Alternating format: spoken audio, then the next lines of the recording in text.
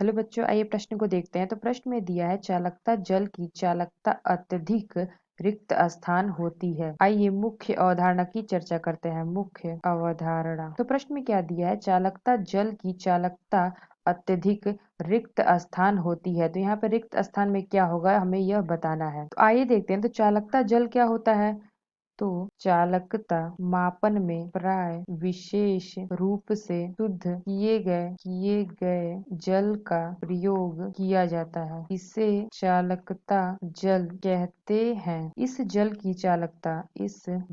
चालकता का मान बहुत कम होता है। तो हमने क्या देखा कि चालकता मापन में प्राय विशेष रूप से शुद्ध किए गए जल का प्रयोग किया जाता है। तो उसे हम क्या कहते हैं, उसे हम कहते हैं चालकता जल। तो इस जल की चालकता का मान बहुत कम होता है। तो हमने देखा कि जो चालकता जल है उसका मान क्या है, बहुत कम है।